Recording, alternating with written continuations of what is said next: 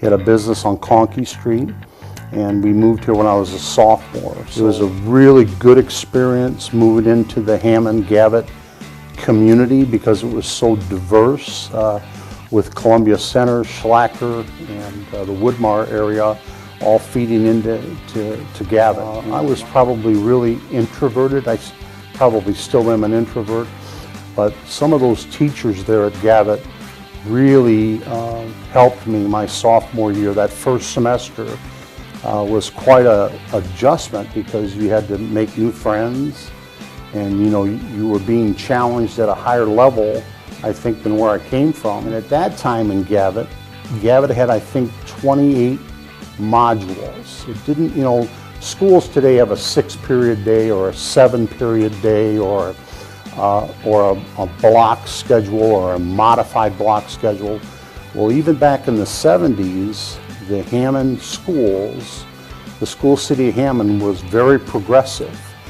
So we were using this module system where you could actually plan your schedule and maybe go to a class for 4 modules, have a module off, and then go to class for 3 modules and organize it that way. I played football and I enjoyed that experience, being on the football team, and I wrestled a little bit, or I was one of those objects in the wrestling room where they kind of throw you around a lot because you don't know what you're doing as a sophomore. And I also was on the soccer team and track. I went into the sport of swimming and diving in their initial years, and because as a kid my dad would always take us to Lake Michigan as a Sunday or a Saturday activity, and I was a pretty good swimmer. Those days the jobs along the lake shore were just plentiful, and a lot of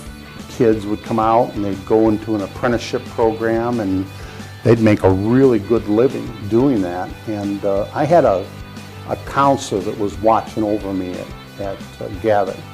Her name was Mrs. Claire, and Mrs. Claire set up a trip my junior year to visit some colleges that I might be able to get a little bit of a scholarship and maybe be able to have some success academically.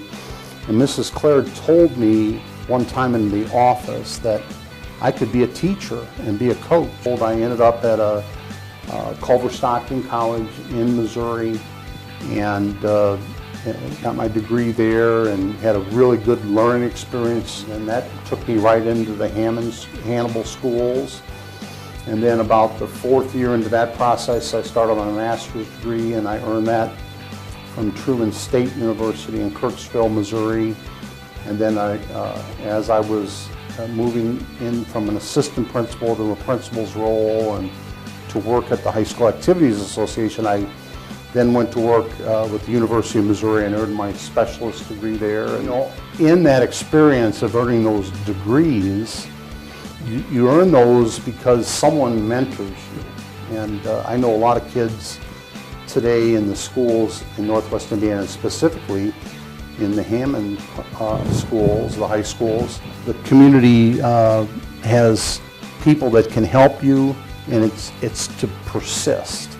And that there are opportunities that you haven't even thought of as a high school kid that may help you as you go forward. So I think it's persistence, and maybe even sometimes when teachers criticize you and they may say, well, you could never do that. That always seems to kind of motivate me a little bit to maybe prove my critics wrong. That I wanted the schools to know that there was people that cared about the schools and that cared about the students in the schools. So the Hammond Education Foundation, I give some money to that, I give some of my time, I give some of my ideas because I think it's noticed. Students notice that through parent-teacher organizations or the Hammond Education Foundation or a booster club. They kind of appreciate that. And they may not appreciate it right now, but they keep seeing these adults kind of show up around school or at events, and they know that someone else is kind of watching over them, not just their their teachers, their principals, or the school bus drivers, but the community cares and they want them to have success.